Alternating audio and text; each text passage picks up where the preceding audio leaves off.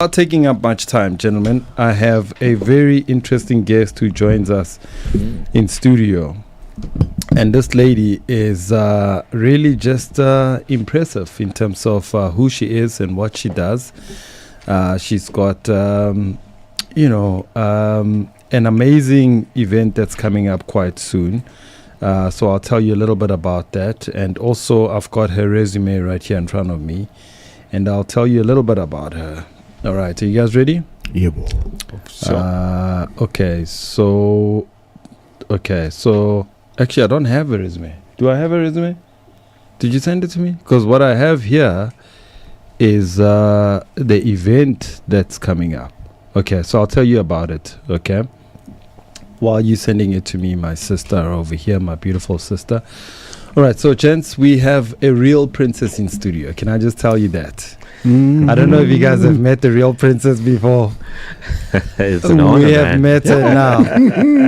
How are you, princess? I'm very well, thank you. Fantastic. All right, Princess Tirelo Molotlegi. She's from the Royal Bafokeng Nation. So she's got an event coming up quite soon. So she'll tell us all about it. So without taking her much time, let me ask you. Okay, let's fix her properly so that she can be comfortable. Thank you very much. Thank you. She's got an event called A Seat at a Table. All right, so it's happening at the Royal Bafokeng Nation, and it's her inaugural luncheon. And I'm not going to tell you where it's happening because it's not for everyone, but she's here to tell us all about it. So let me... ke mo amogele ke bua Setswana ke re ke a go leboga tlhemma e re lebogela nako ya go tlile o tlo bua le rena mo studio. No, Linda, ke a leboga. Good morning. Good morning. How are you? I'm very well, thank you. Was it ezy to find us, to Very get you? easy. Okay. I think 8 minutes. Really? Yeah. Wow. Now I'm thinking you come from Rustenburg. No. I'm in the city of gold. University of Gold. Yes. All right, welcome to the Gentleman's Club right here on Bogart Radio. Ra go leboga for your time. Thank you so much. Okay, so let's talk about Os Princess, who is a real life princess. Tell us about you and tell us where were you born and raised? Where do you come from? So I was born in Johannesburg. Oh, 1976, when the riots were going on. In actual really? fact, yes, I Wow. was. okay. It's interesting because after I was born, my mother left the hospital at Baragwanath Hospital, and I think those the youth rights were happening, and she was actually driving through because I just left the hospital, so she sort of just bundled me up and just put me under the seat and drove through, Soweto when it was happening. So I was born there in Johannesburg. Johannesburg at Bara, and lived most of my life in Bafokeng, but went to boarding school in Botswana from a very young age, and then from there went to Natal, KZN, Pietermaritzburg, and then completed my high school there. And Wow. So from Soweto to Kobatswane to KwaZulu. Wow. it's quite a mix. It is. Wow, interesting. I mean, it's quite interesting because I look at my name, which is Tirelo, which means the service of God. Yes. So I realized, as you said, from Soweto, Botswana to Mazulung, it's like clearly I'm supposed to be of service in all regions and everywhere. So I think it was already the beginning of training. Wow. God was training me already. I mean, I haven't really come to clear understanding, but it's God is really refining me. But after I finished my high school, I then went to Switzerland. Oh. And I went to train in hotel management and business management for a couple of years, and was in the industry for quite a while. Why Switzerland? Funny enough, I think Switzerland was pretty much known to be one of the best countries when it comes to hotel training. There was a school in Mafeking, in Mabatu, during the homelands, Bubutazwan. Yeah. A hotel school which was actually linked with a lot of the Swiss schools, which was a brilliant school. But I think when I started, it sort of was there, not there. But Switzerland was just one of those, regions that was well known for hotel management. You know, interestingly, while preparing for our show today to have you as our guest, him and I were actually talking about Buputatswana. I know. Interesting. And we actually just looked back and realized Gore Kgosi Mangope at the time, he was so ahead of his time. And we actually don't embrace his legacy for what he did for Northwest at the time. So what are your earliest memories of like Buputatswana and like Remangope and that kind of stuff? Interesting, you say he was a visionary. Yeah. But what was interesting was when my parents were alive, especially my dad, my late dad, who was the king. Oh. There was a lot of, friction between the two of them because of the mining. I'm sure you're well aware that the Bafokeng is under the land of platinum. Yes. So you're the platinum kings and queens. Yeah. well, I'd rather say the Bafokeng. Okay. So he had wanted to have control of the trust of the Bafokeng, and my dad was not having it. Wow. So growing up, there was a lot of, friction between my family, particularly my father and my mom, because my dad was fighting for the rights of his people, the Bafokeng, saying, why must we be under the control of a president? And growing up, it was tough. My parents went into exile because of that. My dad went to Botswana. Really? Yeah, they did. That's how contentious the fight was, and it was just based on the fact that I think my dad was also very much ahead of his time. Okay.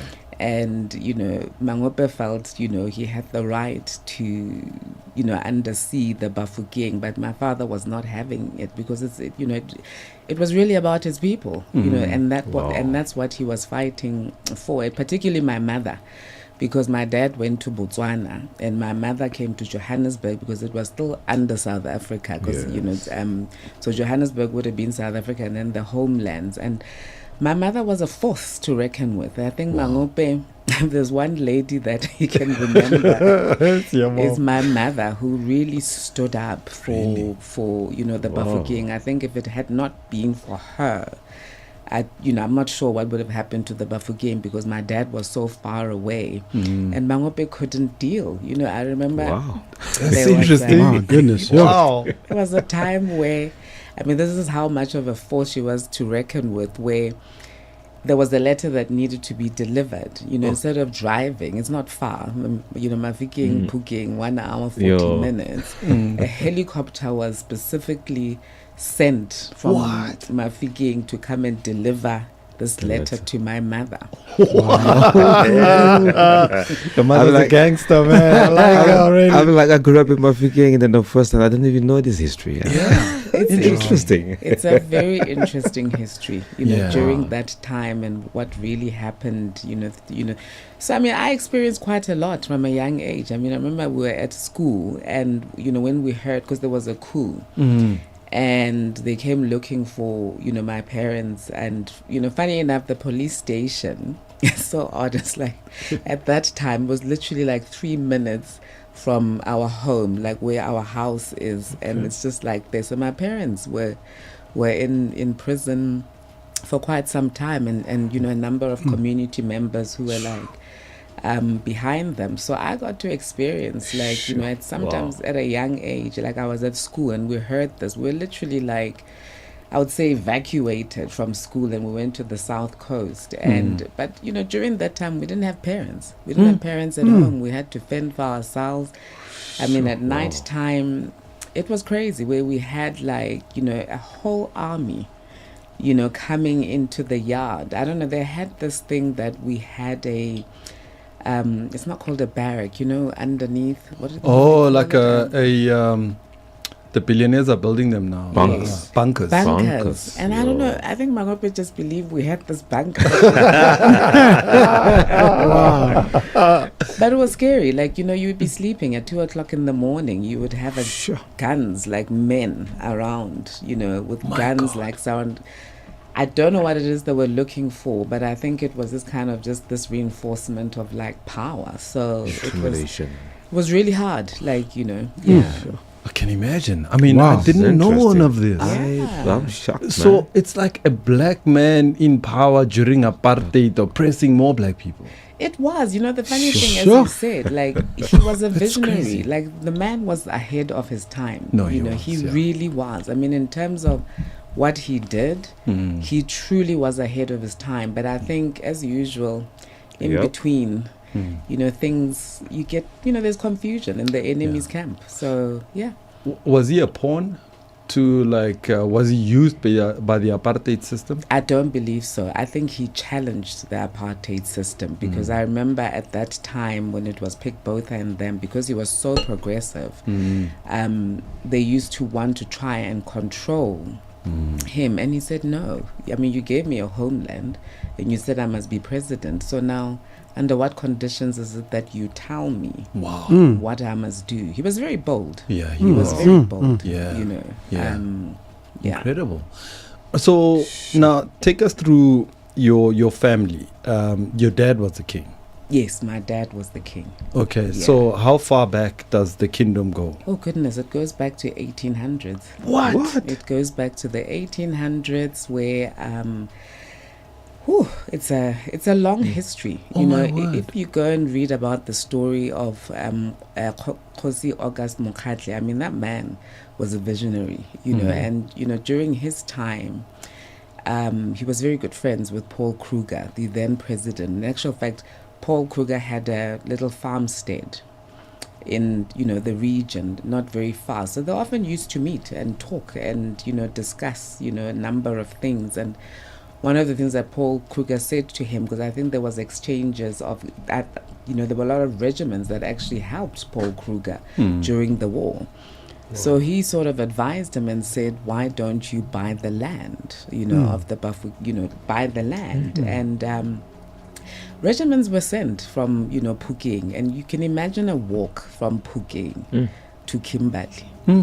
By foot. What? By foot. So many walked and many died. But the whole, the whole point was to go and work in the diamond mine, and for them to get money in order for them to pool together to buy the land.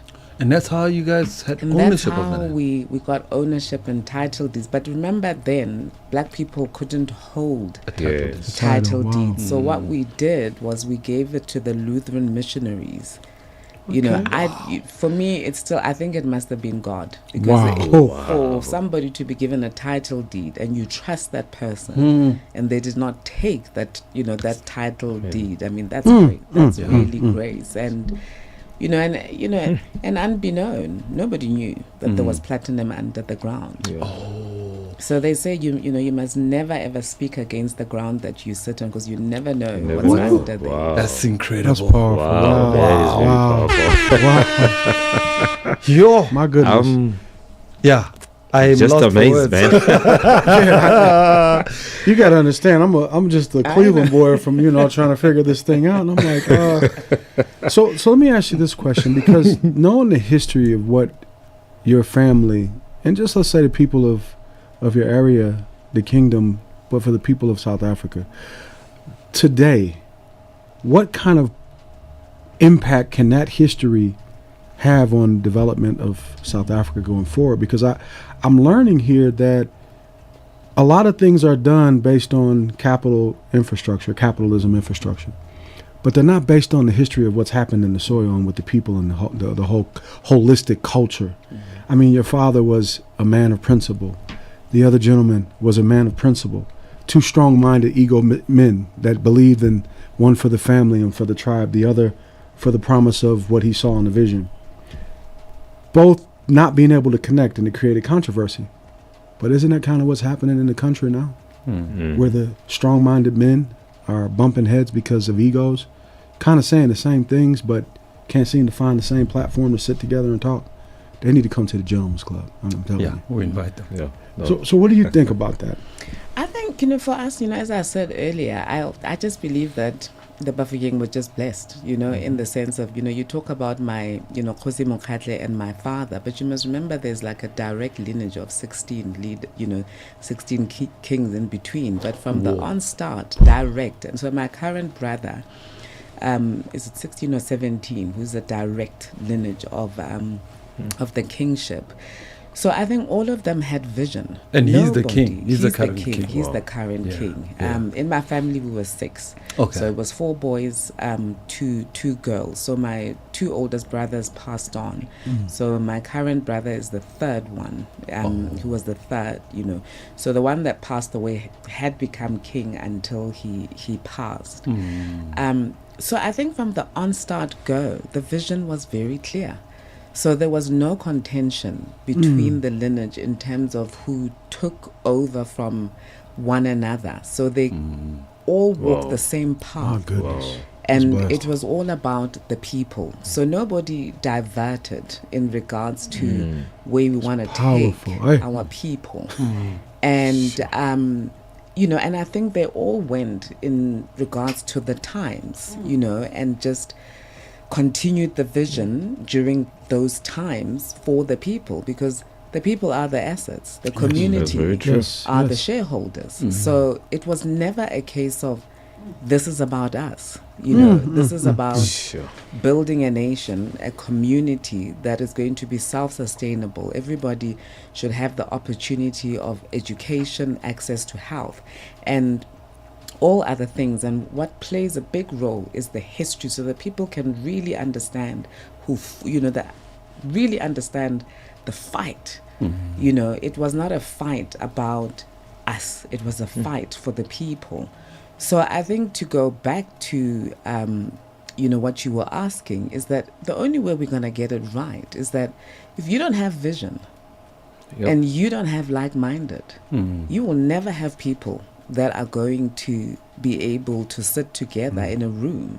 One of the things is like the enemy loves division Yes. Yeah. and Yes. disunity. Divide and conquer. So if we don't understand that and get that right, particularly in South Africa, we're never going to walk in the same, path. I mean, the enemy uses anything and everything and weakness, but I think we as a people, I think we had forefathers that really prayed, that really prayed for That's our very nation. true. Yeah. That's And incredible. this is why we've been able to walk this path. Yes, there are challenges. We face, unemployment and all the challenges that happen, but there's a common vision to work through that, and if we as a country, could have leaders that could have a common vision, we would be far. Absolutely. Sure. We would be So far. powerful. I'm over here pushing the button like I got As Princess, what you're saying about the vision is very true, and I believe strongly in that. One of the famous books that says, a book of Habakkuk, where there's no vision, the people perish. Exactly. Yes. It's very true in every family, in every structure. If there's no vision, there's no future. The people do perish. Absolutely. And it's very also interesting to know that the enemy also has a vision. Yes. Oh, So yeah. we must be very careful not to fall into that type of a vision. Yes. So vision Absolutely. of the enemy, Yeah. because now we'll be taken away from our purpose of life Yes. and living the life that we intended to live, in terms of who has given us that life. So I'm very, it's very honored to actually be speaking to you right now. I think he's more starstruck. But it's the Wow. humility for me. Mm. Right? Yeah. I think for all Sure. of us, because you could walk in here and just be blessed out, G'd up with the bling bling. You can have all that, but you came as a regular human being. But the power that sits inside of you is the power of your fathers. As you speak, Wow, your brothers, they're not you. You bring something different to the table. So that question I was asking was a question I actually asked for many people from across this world. So thank you for that. Thank you. Thank you. Wow. And I love the fact that you talk about humility. You know, I always say to people, like, when you're born, you don't really choose the family that you born Belong to. into. Because I say to people, it's like, I didn't choose to be a princess. God chose me to be a princess. Amen. And he had a reason, you know, and a purpose. And, you know, and it goes back to like my name, which is Tirelo, which is service to God. And for me also, at the same time, you know, you talk about humility and compassion. And I always say, it's like all of us, you know, God says, I knew you before you were conceived in your mother's womb. So you already had a Very plan. true. You already had a vision, you know, and you talk about that scripture in regards to my people will perish because of lack of knowledge. You know, we have Of a the soil. principle. We have a book of, you know, knowledge in terms of what we're supposed to do. And you talk about purpose. And that's where people don't realize that with this book of principle, you have all the answers. So the enemy, very if true. you knew the principles, you will defeat everything and anything that the enemy tells you. You know, so for me, I've been through life challenges because it doesn't excuse you because Yes. you're a princess. You know, you go Yeah. through those challenges. Absolutely. I'm accountable to God.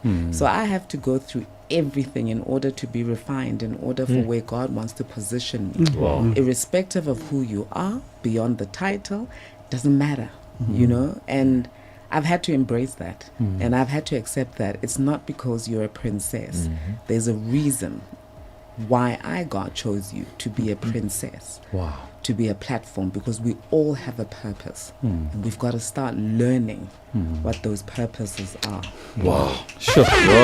You just trying to just tear us up in here, boy. I got all hot and juicy up here. Turn the hair on here, please. That's amazing. Yeah.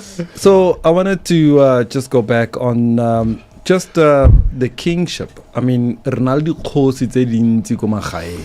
So what separates the royal Bafokeng from all the other kings? Because I'm just thinking, you know, I'm from Northwest as well. So ha ke nagana di kgosi tse dingwe, but thinking of how your family maintained the kingship and in fact grew over time, you know, and kept the legacy going. Because if you look at other kingships, some of the kings, they are no longer there. They are not, you know, you know, there's Diluted. fighting. The legacies died. Cut short. Yeah. So what I mean, you did say that your ancestors prayed a lot. The former kings prayed a lot. But what keeps you guys going now? I don't think we are different in regards to being, you know, a royal community. I Yeah. think the difference here is we were intentional.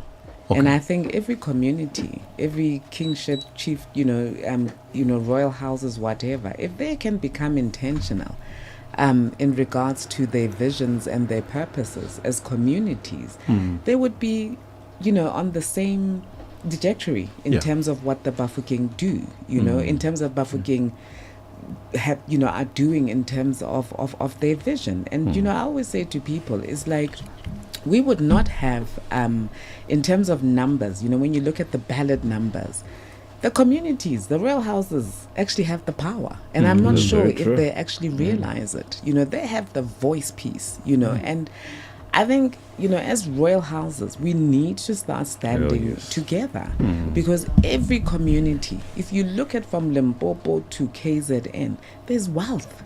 There's wealth. But True. we made a choice in terms of how we are going to diversify that wealth for the people.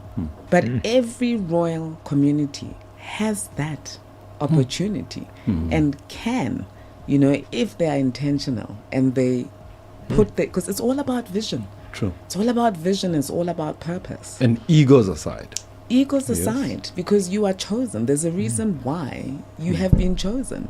It wasn't a mistake. True. You know, it was not a mistake. It wasn't God's mistake. But you've got to make the choice. You have to decide. How far does the royal Bafokeng, like, how big is the land? How big is the split? I mean, the land is big. I think it's like 800. You know, I'm not a great mathematician, but they say it's like 800 kilometer squared. So it's wow. massive. It's quite massive. It's That's massive. quite- So you what? know, It covers parts of Rustenburg, parts I of. mean, there are bits and pieces, Rustenburg, but it's quite a massive, massive land, and it's a community of about 150,000 people. Wow. Yeah, 150,000 people. It's incredible. Yes. And now the wealth underneath is the platinum and other minerals. Mainly platinum. I mean, that region is known for Platinum, it's known for platinum. Yes. Yeah. And then the land belongs to the family, the land belongs the to the Bafokeng. to the They are people. the shareholders. It belongs to the people. So as a you can't buy land in Bafokeng. It has got ownership. So if you want a piece of land, you go and apply for land, and you're given a plot. And so everybody has access to land, but you can't buy. You have to can't be buy land. from there to have the land. Ideally, yes, you have to be a Mufokeng. Yes, A Motswana. you got to be a Mufokeng, not even a Motswana. Oh. Mufokeng. I wanted to actually to find out the difference about that, because in different cultures for Botswanas, different kingships, so Bafokeng, ke Botswana or Ke Botswana. ke Botswana. Yes, ke Botswana. Okay. Yes. So in fact, are you trying to speak about dialect? Gore go na le Yeah. ba Khatla, ba Rolong, Ba ba Rolong. Furuti, Yes. ba Tshweneng. Yeah. Interesting. But all those are all Botswanas. Absolutely. It's It's just the different clans. Yes. Yes. Yeah. The different. How you speak and all of that. Yeah. Actually, the language doesn't really like Bakhatla. It's not different. It's just the different groupings. Yeah. Yes, communities. And also maybe in terms of area, like ha o tlhaga ko Taung, mostly ke ba e leng gore ke ba le ba ko jegeng, there's a word for, but you can hear o kwa ko Taung, o kwa ko Yes. Zerast, o kwa ko Botswana, Very o true. kwa ko Rustenburg, just on the Yeah. basis of how they speak and how they pronounce certain Yes. words. Although It's so true. The demarcations. And yeah. And then bako Kimberley, then the Botswanas bako Kimberley, the Botswana is a bit different. It's got a little bit of an Afrikaans nyana. Yes. Interesting. Okay, so now let's talk about you, because you've got an amazing event that's coming up, and I read there that you are going to be hosting some powerful people, or people that are close to you, and tell us about a seat at her table.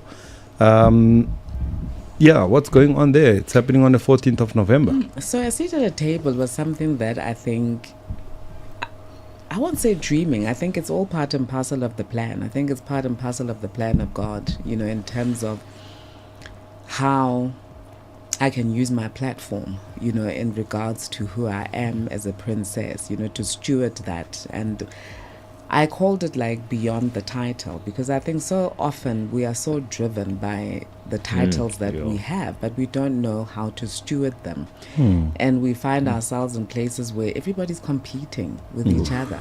Yeah. The humanity of people has been lost. And So true. I can't, Sure. Wow. I find it so difficult, because I never, when I go to places, I don't announce who I am. I'm a person, I'm a human being. And everybody needs to come back to this, And for me, I just said, God, how do I do this? Because there's so much brokenness in terms of across, it doesn't really matter in the corporate world and the what. And people are they just want to take, and we are getting lost more and more. It's about accumulation. It's about this. And it's like, how much can you have So true. as a human being? Sure. How much can you have? So a seat at a table is a series, which is a table where we are hosting a number of people, not the usual suspects.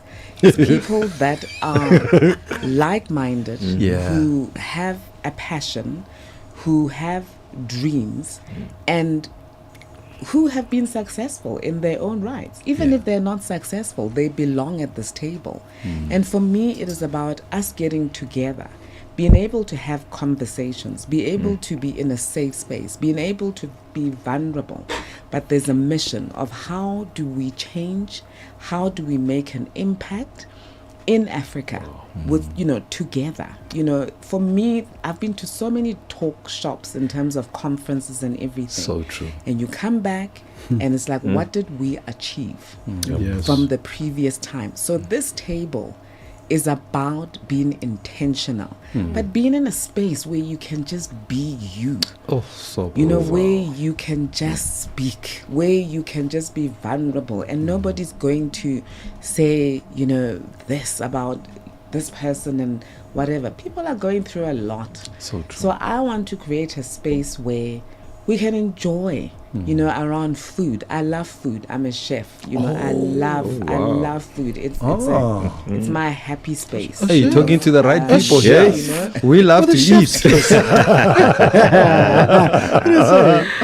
a happy space. So Yeah. for me, about sharing food, like here with this one, I'm being intentional to say, what do we grow in Bafokeng? So include that in the menu, because we've also just lost like our own indigenous That's very ingredients, and can we just enjoy it? Can we just incorporate it? And it's also about uplifting other people. Like I have a lady there from Bafokeng who went through a lot, and she decided to turn her situation and start making a product. And so she does a lot of cooking products like salts, mayonnaise, but she uses indigenous products in her product. And so I said to her, it's like, we're going to incorporate those into the menu. Why? Because I want people to know about her, so that she can be in the Woolworths, in the pick and pays, And if we're sitting, you're a lawyer, you're a doctor, you are a radio presenter, I should be able to say, you know what, I have a lawyer, there's a lawyer on that table, there's this doctor on this. Why can't we share and support each other? And this is what this table is about building an economy, because we are failing as Black people. It's so true. So for me, it's like, this is the time to build this economy. Those that want to join, fantastic, but I am intentional because God has given me an assignment and I cannot fail. And I'm taking this table across Africa. That's so impressive, man. So amazing. I'm so excited, because there's so many questions I want to ask the princess. But how she lays it down, I hold myself, because I know she's in the mission. Because obviously there's a system in place in this country. There's an agenda in place, and one of the questions I really want to ask is that how do you navigate from the royal structure into the current governance system in the country, and how do you separate the two? Because there's always be some influence into it, and there's a challenge that we're seeing. It's happening everywhere. We've lost our identity because of that, and I'm loving it how you're bringing it back, because it's saying I need to know who I am. I need to know my purpose and my position as Motswana from the kinship. So how do you? I know it's a challenge. It might be a bit of a political statement, but how do you separate the two? I always say to people, it's like, when it comes to politics, I'm no politician, and I think royal houses across, South Africa, they are apolitical, so they don't really choose any politics or affiliate to any, particular parties or whatever. I think people have a right to choose who they affiliate themselves. But you said something that was really important. I think for me the key is, my mother always used to say to me, is you've got to know who you are, because when you know who you are, nothing shakes you.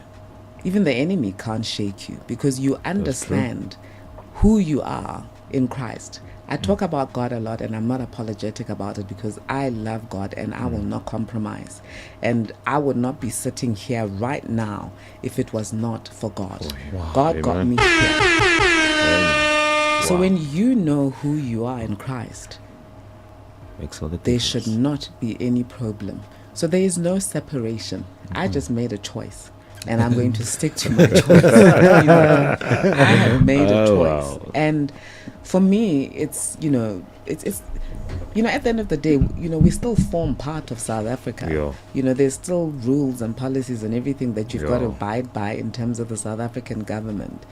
But I think what's really important is really knowing who you are. Wow. And it's sad. Like for me, I think schools have got to start pushing this thing, particularly in the communities and everything, for children to understand who they are. Because what happens is that children lose their ways and get into like the lights and the cities and whatever. And this is what's happening. But if we can put this into the education system, learning about our history, I've never understood why kids cannot learn in their own language. I've never understood why it can't be so English, but difficult. It can't be so difficult. But if you Sure. can, it Wow. can't be difficult. So, but we've got to push this thing into our children for them to learn who they are, so that the world does not shake them, that the enemy does not shake them. So, I mean, interestingly, I mean, I Wow. think you've perfectly answered him. Yes. But how do you know who you are? Like, because some people, they're born into, let's say, like me, for example, ke Motswana, I grew up Limazolo. My mom and dad died, and I was raised there, and I don't know much about my mom and dad. Because there's lots of kids who are born out of wedlock and all that stuff. But how do you figure out who you are? I think you have to be intentional about it. If you really want to know who you are, but first and foremost, just know who you are in Christ. Okay. That is the key. Yeah. The rest will True follow. identity. Your true identity is Him. That's where you start. And then from there, you start unpacking. And you ask Him, like, Lord, like, where do they say Lead I me. come from, lead me. Yeah. They say I'm from here, they say I'm from here. Wow. But your true identity is Him above all. But then you become intentional. Go and, go to your home where you were born and just find out, Ask questions. Ask questions. Ask questions. Be curious. Be curious. Absolutely. Be curious. And I think that's where people become shaken, because when people don't know guy, it affects so many people, like mental, true. mental health and comes to a play, whatever, particularly men, particularly in men and everything, whatever. So we have to be intentional. Absolutely. And I think where people also make the mistake is also looking down upon themselves when they don't realize the power that they have been given So true. Very well. within themselves. When God says, like, you are the apple of my eye, people don't understand that statement. Oh, I created you in my image. God. What more can you Wow. ask for? But is it also, I mean, we had this conversation, and I mentioned it on one of the interviews I did yesterday, was that a schooling system or the new world system teaches us about everything else except ourselves. Like, there's no subject called you. That's a great subject That to That's a is start. very interesting. good subject. Yeah, like, who are you, brother? Tell us. Let's ask you, let's test you if you know who you are. Yeah. What do you know about your body, for example? Your heart, maybe. Wow. Like, do you need to know about your livers? Like how you're, like, the subject of you. Because people are, I mentioned this because you'll ask somebody, so who are you? And then they'll say, I'm a doctor, I'm a lawyer. And you're like, yo, hey, Clevan. So I just asked you who you are. You're telling me what you do. So you can't distinguish the difference between who are you? yeah. And back in the day, they used to say, Oskanyala mang mang wako kai kai. Ka gonne, they have a trace of your family. But O is masiho wako kai kai. Now it's like identity is based on responsibilities and roles. Yeah. I don't know. What's your take on that? No, it's very true. I think people are shying away from it, which is very sad. And I think we need to come back to, like, people, identity. I don't know whether it's the system that is pushing us, as you mentioned, like the world system, and is pushing away from, shying away from our identity. But I think we, the ones that can start Yeah. inclining ourselves to push this thing. If you have an opportunity, you have to take it to bring our children in finding, teaching them about identity and stop being ashamed. Because then we end up adopting identities that really we don't understand. I mean, have you I don't know if you've seen this, but have you seen kids like a Spanish kid, an Indian kid, Italian, Chinese. when they speak amongst themselves, they speak their languages. Even if they go to a school that is English, but they make it about their language. They only move away from it when they go into school. But if they're there in the in the parking lot, it's Italian, it's Chinese, whatever. That's true. Our kids then speak English. Sekgowa. They speak English. We don't push this thing Zulu, whatever, and make it an intentional thing in our homes. So when we get into the car, we speak in Setswana. Somebody said that, a friend of mine said, the problem with black people today is that we had the bus mentality, meaning we wanted to be like white people. Oh, what do you call it? Bus mentality. The bus mentality, So you know how Afrikaners, white people, used to stand and watch black people work, and then you still find black people who do the same. So black people, when that transition happened in 1994, all black people wanted to move from where? Townships, Kasis, to where? The suburbs. Suburbs. We all wanted to send our kids to what schools? Brown schools. White schools. White schools. And then when the parents would be like, hey, my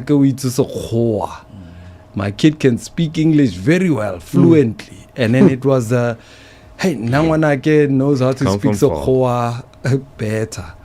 And then it was all the white people things that we learned, fork and knife, like we just, I don't know. Can I just tell you, that is American influence. That is absolutely born and raised in the United States of America. That whole premise, white house, picket fence, dog in the yard, move out of the projects and into the suburbs, go to the white schools that have all the best opportunities. If you live it the white way, it is the right way. That psychology is distorted. Even to this day, we will spend for a pair of polo clothes, Ralph Lauren, same material, same fabric that costs 200 Rand in the CBD. So the ideology is unique. Yeah. So hectic. Interesting. Princess, we've got 7 minutes to go with you. So I'm just looking at your event that's coming up, which is absolutely unbelievable. And as you were speaking about it, we were thinking about what we have going on, which is the Gentlemen's Club. So we've created a club specifically to try and assist men and work with men, because men are broken in our society and men don't have a safe space to speak. And we have mental health issues. In fact, this morning we found out that 80% of suicides that are happening are men.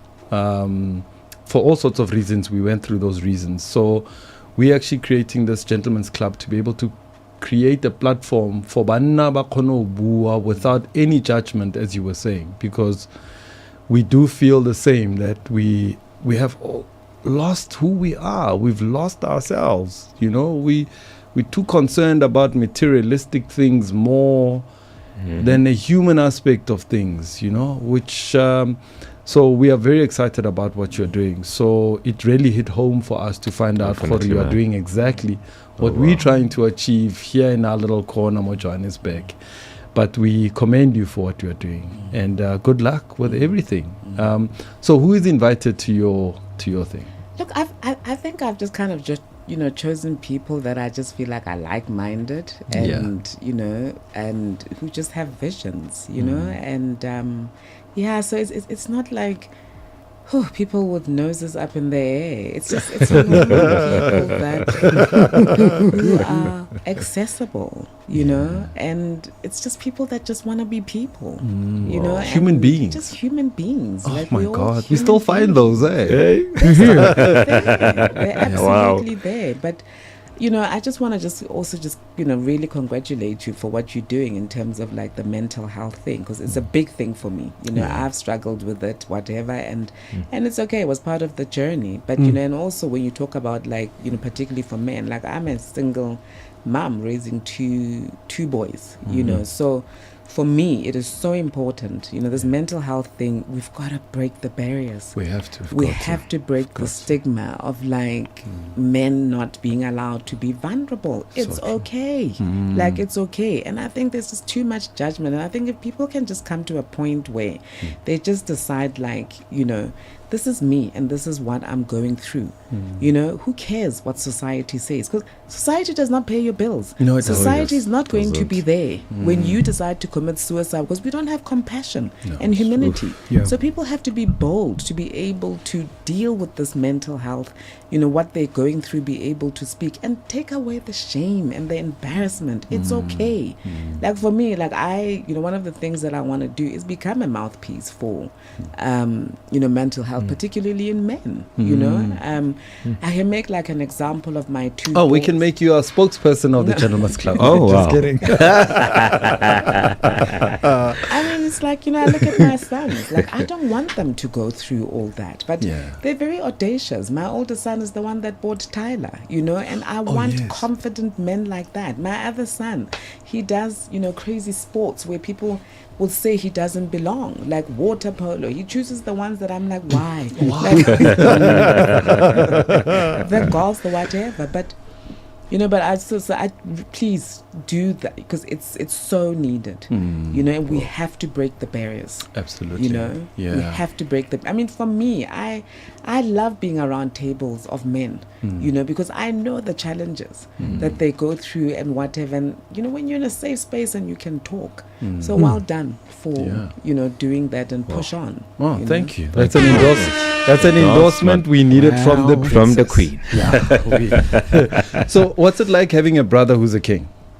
He's my brother. He's my brother. I love it. It's as simple as it gets. I mean, he's my brother. He's a good man. Yeah. He's done a lot for his community, and I think sometimes people don't realize being in a position like that, it's lonely. It's extremely lonely. So you may look at him and think that he's different, he's this and whatever. He's a great guy. He really is, and he's done so much for that community, and nobody ever gets to say like well done, to him or whatever. And we often just want to see, thinking that they shine, but a very simple man. Very simple man, and his heart is intentional for his people. That's amazing. Sure. Any last words to because your event is happening on the 14th of November from 12 to 12:30 at some hotel. I can't mention it because people might just show up there, and we don't want that. I don't have a problem people showing up. I've been very intentional. There's information about it, and so I think for me, it's just one of the other things that why I did this seat at a table is like I get so upset when black people don't support one another. You put a price tag. It's like, oh my gosh, it's so expensive. But you'll pay 40,000-50,000 for a table, 10,000 for a ticket. It's like when somebody's doing something good and is intentional, and it's not about money. Can we learn to support each other? I mean, I was very discouraged, because people were not RSVPing, and I was like, God, what is going on? What do I do? But for me, it's just this table is just it's a series which is going to evolve into many other things, across the continent. Not just at a table, not just that. It's going to bring in a whole other lot of elements and everything. And for me, it's all about being really intentional about what you do and having the vision and the purpose. Many years ago, 2007, I decided I'm going to learn to fly helicopters. And people often ask me, like, why did you do it? Wow. I love it. Oh my God. We need another hour. I did it because my late brother just inspired me. He used to fly helicopters. My current brother I was just inspired. And I was like, I'm not going to be told what I can't do. A woman can't do it. And I went. Sure. And I did it because I wanted every young black girl, every young black boy to defy the odds. You know, I mean, I was thrown from pillar to pillar. Those white instructors did not make it easy for me. Sure. If at all, they would probably wished me away. Like, you cannot. It's not. This is not your club. You know, you're not part of this. And it was scary. It really was. You know, it was very scary. But I was audacious, and I just said no. So I became the first black girl in this country to fly a helicopter. Come on, man. We definitely need an hour. You got secrets, man. You just keep unfolding. I'm writing a book, so you'll get learn all the secrets. But for me, it's like this table is about that. Be audacious. Yeah. Just you gotta push. You That's gotta amazing. push. Yeah. You know, in everything that you do. Yeah. I tell you, this is what we needed to hear today. Yes. I think you've said a mouthful. inspired. You've just said exactly what we needed to hear. You've inspired me personally. And I think you've inspired all of us. Second, Just with your Sure. words, your courage, your humility, and just your courage to push and go. I mean, so many of us make so many barriers. We put barriers and say we can't do this because, and make all these excuses. But you just push the barriers, push the doors, and I appreciate you for that. So Fantastic. thank you. I look Beautiful, forward to man. having you again because we need I you can't again. wait. I love Nice. this. I think the next time I should actually cook and then Wow. let's go. Right up our alley. We should do. Yeah. Okay, no, I'm looking Yes, forward to that. do that. Yeah, okay. We'll speak to our boss lady there in the Yeah. corner. Make Ask it her happen, to just boss lady. make it happen. Look forward to that. Sweetie, it's been such a pleasure to Wow. talk to you. Thank you. It's so amazing. Thank you. No, I enjoyed it. It was Yeah. absolutely fabulous. And kudos to you guys in terms of what you're doing. Well Thank you. done. I know, appreciate you're it. doing a great Yeah. job, and please push the barriers and don't look down on yourselves. Like, Yeah. reach for the skies. Oh, that's Oh. exactly My what we're God. doing. I'm gonna start backflipping in this chair. I'm Yo, ladies and gentlemen, Hey. this is how we come to the end of our show. It's been absolutely phenomenal. So we could go for another 2 hours or so, but Princess, we look forward to seeing you again. Thank we want to have you back here again. Yes. I think there's so much we can do together, and we look forward to that. And please tell your brother to knight us. yes, yes. We saw the king was knighting David Beckham just the other Yes. day. Yeah, he must knight us. And we are just asking, let him just knight the gentleman's club. He can put a sword over here and put it like this. Yes, Man, please. We I are love it. ready, and It would we be are the ready first to. of its kind, eh? Yeah, Well, actually, we don't do that. you know. It could be Yeah. the first. Well, I need We'll you be to the first. come and serve in the community. Then we'll talk. Okay, Oh, cool. wow. There we go. Let's There's give a back. challenge. go. Let's There we give go. back. There we All go. right, let's do Yes, that. yeah. Okay, cool. Thank you. Thank you so much. Thank All you. right, this is how we come to the end of our show. This is how we're going to do it with Brenda Fassie Weekend Special. There's a guy who just became a chief whip. His name is Des van Rooyen. They used to call him Mr. Weekend Special. Yeah.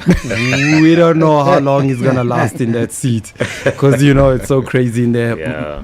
MKP, Umkhonto Wesizwe Party. So, all right, so this is how we sign out. Goodbye. When the city's asleep, before the grind gets going, Thanks, Mama. we already moving. Flipping switches, turning rooms into world stages. We don't crack under pressure. We crush it. We lock in and dollar what we must. From beats on stage in the spotlight to face beats in the close-up. And there we go, guys. Ooh, I like that. Making every shot count. Cause the 9 to 5 is just the start. Noma kanjani. We move. We level up. When the beat drops, we get up. Namaje. Cause when the get up meets the go, anything is possible.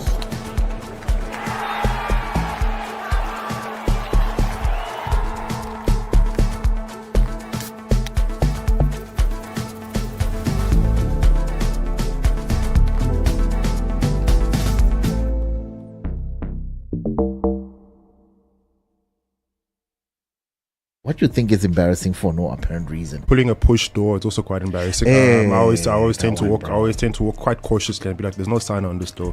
How do we react to this? Are they watching me?" Especially, if you have a building that's got a push or pull door, please, you don't have a sign, please. It's that you see when you go to Absa Bank, that's when you see it. Absa have no signs, so when I walk there, I put my toe first. I'm like, toe. Give me a chance. What's going on? Is it going in or is it coming out? That's a great trick. You're trying to find the door that opens by itself in the mall. Oh yeah. Those ones are the worst. Yeah, I'll stand there. I'll stand there.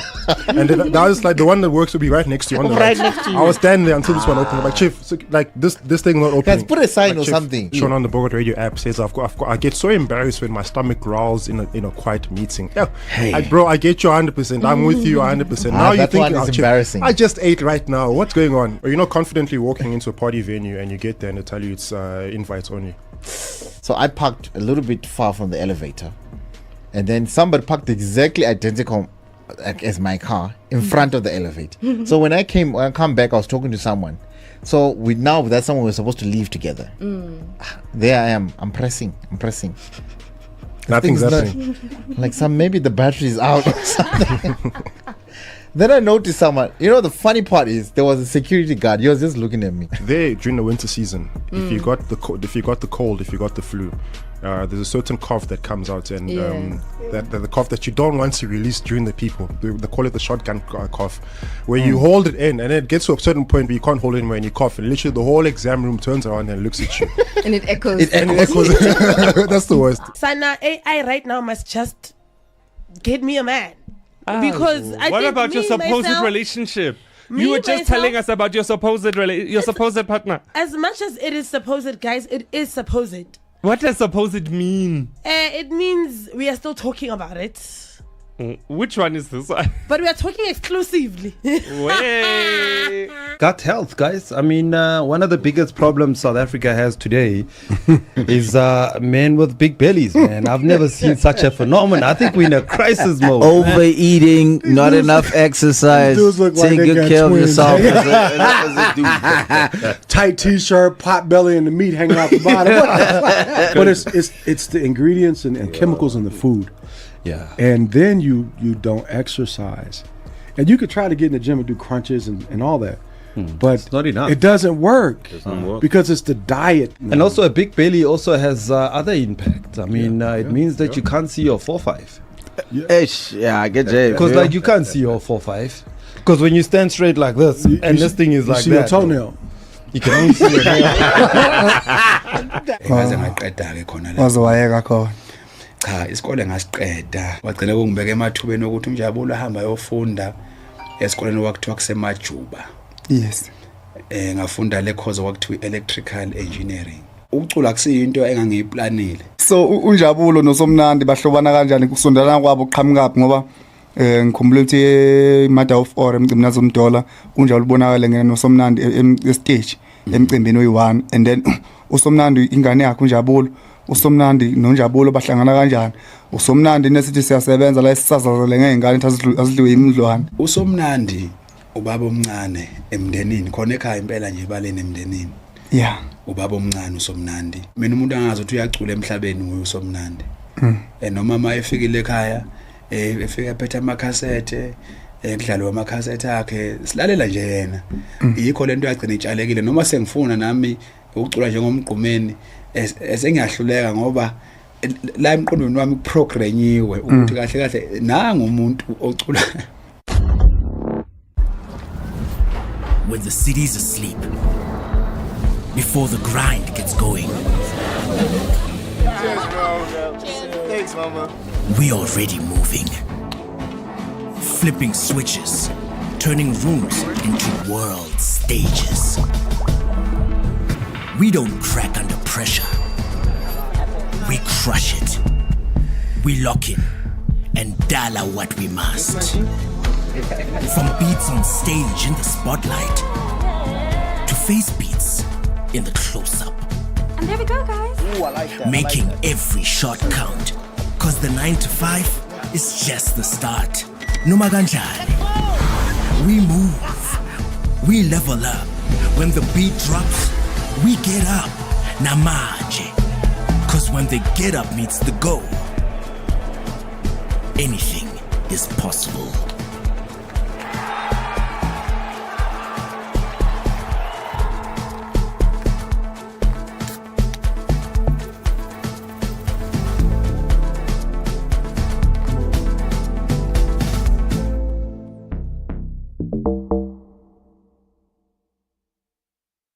Back to the City has never attracted less than 15,000 people. Never in any year. After COVID, there were concerns that, is it going to pick up where it left off? It did pick up where it left off. How this thing started, I think you can Google how it started. Yeah. But I think what's important is why it's necessary. So the idea was always to say, well, how do we do this thing to be countrywide, right? Sure. How do you give an opportunity to some artists from there in Kurumani, some small town you never heard of? Sure. How do you give an opportunity to a graffiti artist from wherever? How do you give an opportunity to this dancer or this producer, and also, how do you teach the government about what these young people are doing?